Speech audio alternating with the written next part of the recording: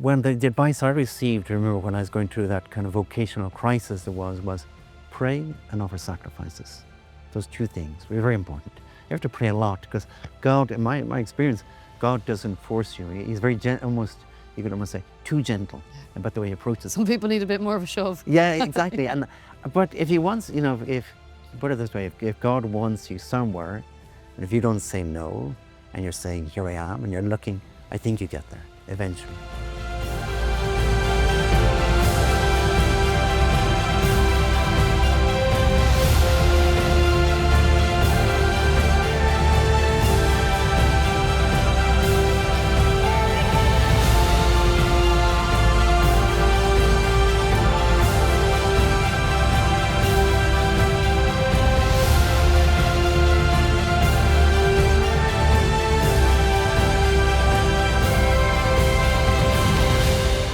Hello and welcome to God's Call, My Faith's Journey. I'm Wendy Grace and today we're going to be talking to Father Gavan Jennings all about his own story and his vocation, and we're going to just learn a little bit about where God has been in his life, in the ups and the downs, and of course in his priestly vocation as well. It's great to have you with us today, Father Gavan. Wendy. Great to be here. Obviously we can see you are a priest, so we'll get to that bit very shortly. What about just when you were growing up? You grew up in a Catholic house, but you kind of say... Yeah. Was it going through the motions or was it a lived faith? That is a good question. For me, it was a lived faith as a kid. I mean, big family, Catholic parents, particularly my dad, very practicing, 12 kids. So, wow. So I'm number 11 down the bottom. So growing up, I was born in 67, so kind of growing up to the 70s. And I don't know, but I would say that, we were practicing more or less as a family, but I think the wheels came off things pretty quickly, and for most of the family, really. Well, I think that's fair enough. For most of the family, my dad, I say, holding the line the whole time. I look back at my dad. I'm very, I kind of feel for what he went through, because he came from a completely different generation. He came from rural Sligo, that he was in Dublin. These 12 kids going a little bit wild on him, and it was a different world. I don't think he knew how to cope with that, really. There was a lot of change in that time as you were all growing up. Exactly, yeah. It was a different world completely. He said that later when I went through my motions, I suppose, and I came out the other end, thank God, more or less intact. But I remember we'd talk a little bit, and he was older at that stage, but he would talk that really he didn't know what hit him. He'd come to Dublin. He came from a family of 12 himself. 3 sisters, nuns, one brother of his, a priest in England. So a very, very Catholic family, terrific, all of them very, very practicing. And then he comes along and I suppose tried to replicate that to some degree in Dublin. But he hit the sexual revolution, 1960s, Dublin in the 70s, there are drugs around already, the atmosphere in the schools. He did try, tried very hard to put us into good schools as best he could. Afterwards, he said to me, that he relied too much on the schools. Yeah, I think a lot of people did, Father Gavan, where it was just kind of expected, the faith is being taught here. That's right. Did the wheels come off for you then as well? Yeah, they did, pretty much. I don't think my faith was ever damaged. I think I got it so solidly as a kid, especially for him. We prayed the rosary at home. He gave me little books on Fatima, which I must say kind of stuck with me as a boy growing up. But certainly the behavior kind of went AWOL from the age of, 12, 13 until about 18. You were a bit of a punk rock right here. I was a bit, There mightn't be anything wrong with that. Exactly. Nothing wrong with punk rock. I don't know. The atmosphere, as with peer pressure as well. And again, people would look back and think, the 80s in Ireland, people were practicing. I was thinking about that recently. Friends of mine, I didn't really have any devout friends at all, I think. I went to 3 different secondary schools. So it was shifting around. And in all those schools, I remember, in the last one was different, actually. That was the school that really got me back on track. But my first school, I don't remember anybody devout in that school. We And can so, kind of romanticize the past too, yeah, you I know. think so. Say Yeah, for me, going, oh, it must have been much easier back that's right. then because everybody went to mass, but Yeah, that yeah, didn't yeah, mean they yeah. necessarily No, it didn't mean anything. believed Didn't or mean anything. practiced. Yeah. Yeah. So I look at the first of the second school. I went to a boarding school down the country, 2 years, and I'm in contact with a lot of the guys there that we went to school with. But really, practice was okay. We went through the motions, but it was really through the motions and believing. Well, I don't know many of those guys would practice, but not very many. The guys that I went to school with in the 80s. What you Mm. studied philosophy then, did you? Was it what drove you to that kind of choice? It's a good question. Yeah. Yeah, I initially did pre-med. I went into medicine for, I don't know why. It was kind of daft, actually. I have no medicine in my family. I have no particular interest in medicine. And I had a friend of mine who was doing philosophy. As I was doing pre-med, he was doing philosophy. And I was falling out of love with pre-med. And we would meet up. In fact, I'm going to meet him after this, where we've kept up a great friendship. But he would meet and he would give me his philosophy books, and we'd have these long conversations. They're very nice. We spent hours. Didn't do much for my studies in medicine, but we had these great kind of philosophical conversations. And it's funny because that was a big part of coming back to the faith proper, because in a sense, what happened, well, funny, we both had the same experience that as we would converse about things philosophical, things more to do with the faith sort of popping up. And then we started, both of us, remembering things that we'd heard in that third school, that was Rockbrook Park School up in North Farnham. We both actually went there for the last 2 years. We're very similar.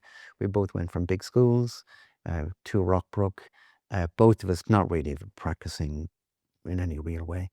And both of us are skeptics. We went there as skeptics. Actually, we made a pact. Healthy skepticism, is that good as a way of Well, we deepening were. your faith, or No, we weren't skeptics in that sense. We were, funny, we had this conversation where we said that the atmosphere in the class was too good. It was kind of funny because people got on very well with the teachers and so on, and that we were going to sabotage the atmosphere. That was our, we so you put had that glint in your eye. it. And then what it's interesting to me, obviously, like that as in obviously philosophy drew you in. How do philosophy and faith Yeah, yeah, yeah. intersect for you then? Yeah, well, so when we were having these conversations, we did spend that many hours, and they were good. I think they were kind of very good conversations. We started remembering things we'd heard in religion class back in school. That was So kind of a those funny thing. seeds that were sown Yeah, yeah, were there. especially Yeah. in Rockbrook, the school, because we got good religion class. I mean, the ones prior to that, especially in the boarding school, had been useless, really. With all due respect to the boarding school, the classes were worth nothing. The religious classes in Rockbrook, they were very good. And we, during these conversations, we were talking about eternity, we're talking about the soul, The big the questions. big questions. And these, what we'd heard in religion class, come almost like popcorns popping Mm. in our minds. It was funny. Oh, now it's starting to make Yeah, sense. Yeah, exactly. just Things came things together. falling into place. That's right. So when was it then that you realized you had a vocation to the priesthood? Well, my vocation, the priesthood, is a little bit roundabout because first it was a vocation to be a celibate member of Opus Dei. So, and that came through that year. So the year that I dropped out of medicine, went into philosophy.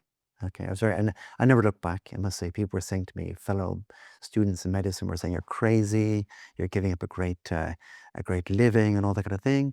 I never looked back, and I still haven't. I think it was very providential, in fact. And so I was studying philosophy, and again, we'd having these conversations with my very good friend. And at one point, we decided we would go back and look up the chaplain that we'd had in Rockbrook School, a priest, Father Hannon, since gone through his reward, a very saintly man. And we looked him up. Both of us went, it was funny, we both went to where he lived, down in Monkstown, rang the doorbell, and we were very scraggly. And the guy who opened the door, went back in to Father Hannon and said, "There's two tramps at the door." So that was us. Um, so that was, I began spiritual direction. We both got confession. In fact, we hadn't been in confession in a long time. Getting confession with Father Hannon. And I remember that was May 1984. And then during the course of, then I began spiritual direction with him. That And was the journey kind of beginning. that was the beginning. Yeah. By the end of, by the end of that year, 84, I knew I had a vocation to something. I had no idea what it was, but it was very clear I had a vocation to something. When you realized it was priesthood, what was your first reaction? Um, well, I'd given my life to God as a celebrant member in Yeah. Opus Dei, and so in a sense, You'd done the part hard of the work was hard done. bit. Yeah, Yeah. yeah, the hard work was done. Well, certainly from a kind of worldly perspective, to think that people think that's the big sacrifice. Yeah, Yeah. and I suppose it is. I mean, it did, and it certainly caused a certain amount of shock for friends and even family. That was not expected, that's for sure. Because things moved very quickly in that year. Things moved very quickly. I changed a lot, I hope. Um, and then that sense of vocation, I joined Opus Dei as a celebrant member. I remember saying to Father Hannon, because he was giving this spiritual guidance the whole time, if I have a vocation to the priesthood, is this compatible? And he said, yes. If God wants you to become a priest, you'll become a priest. Very simple. So I forgot about it. But I gave my life to God as a member, as a what's called a numerary member of Opus Dei at that point. And then several years later, out of the blue, I hadn't been thinking. It kind of, in a sense, it was just, well, it was a possibility. But then one of the priests or the Irish priests came along and basically said, look, would you mind going to Rome to study for the priesthood, to be a priest for Opus Dei in Ireland? I said, delighted, because I liked the idea, certainly. So that was it, off to Rome for 4 years, and an adventure, really, the priesthood, a Do you great like being adventure. a priest? Oh yeah, I do. It has its moments, but it is. I presume different priests like different things about the priesthood. For me, I personally think the thing that I most enjoy about my priesthood actually is saying the mass. For me, the mass is the most rewarding thing. The thing I would most miss if I were not to be a priest, Mm. saying the mass. It's every day I say mass in the morning, and I think obviously there's many other aspects. Confession is very rewarding, very tiring, but very rewarding. But the mass is less tiring. It's much more rewarding. What would you say, Father Gavin, to someone who might be thinking, do I have a vocation to priesthood or religious life? What would your advice be? When the advice I received, I remember when I was going through that kind of vocational crisis, was pray and offer sacrifices. Those two things were very important. You have to pray a lot because God, in my experience, God doesn't force you. He's very almost, you could almost say, too gentle Yeah. about the way he approaches. Some people need a bit more of a shove. Yeah, exactly. And but if he wants, if put it this way, if God wants you somewhere, and if you don't say no, and you're saying, "Here I am," and you're looking, I think you get there eventually. I think you need a spiritual guide. I think it's impossible Someone to to do it help alone. you on the way Yeah, and to help yeah, guide to you. guide you. Yeah, yeah, yeah. Obviously, a big part of your studies, your priesthood, is the kind of intellectual exploration of faith, of philosophy. How important is that to grow in our faith? Um, I think, well, depending in a sense how much things intellectual are part of your life. So for me, again, that the very fact that I enjoyed philosophy so much, I was kind of made for it, I think. Therefore, if that aspect, I think it was one of the problems actually growing up, that the faith I'd received as a kid and even at home, it was great, but there'd be no real intellectual content. Okay. Then I discovered that, especially through spiritual guidance, studying philosophy, and with that studying on the side, theology, it all came together. Now, maybe for another person, the intellectual side of things wouldn't be such a big deal. For me, it was. And the faith would never have really um, it would never have gelled with me had it not got that intellectual side. So I think anybody, who I don't know, who's in things intellectual, they like the arts, or they like reading, or they're curious, or so on, and they're a Catholic, to miss the kind of theological intellectual side is really an impoverished faith, and they need to study. They need Where to would you study. start if I was saying, right, Oh, I want to work on my budding philosophy and do apply a little bit more intellectual rigor? For me personally, as my children are asking me the big questions that I kind of mm, know interiorly, but I need to get better explaining. Where is there yeah. Where do where you do you recommend? begin? Where do you start?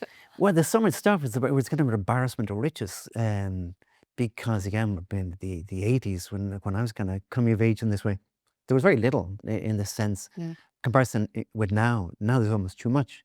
There's so much very good stuff online, things like this, online that are just really very good. I think something, well, even if you search, a basic search, for any of the big questions, and you just put in Catholic and you put in the question, and you put in the Catholic So much piece. Yeah, richness out there, and there's so much. Yeah. you've lovely meditations yourself on the That's Call right. to Yeah, More. yeah. Yeah, Call to More is a great yeah. resource. I always think Bishop Barron is a great resource as well. Opus Dei has got a website, which has got a lovely summary of the faith, 40 sections. You'd have to dig in, but you dig in these 40 classes really on the faith, which is very good. So there is great stuff. Yeah. It's really- Just start. Just start digging in, Yeah. find people you like. Yeah. Find people you like, yeah. Well, it's been lovely to have you. Thanks so much, Father Gavin, for sharing Great with pleasure, us Wendy, your yeah. story and a little bit about your Super. vocation. It's been great to have you. Thank you very much for having me.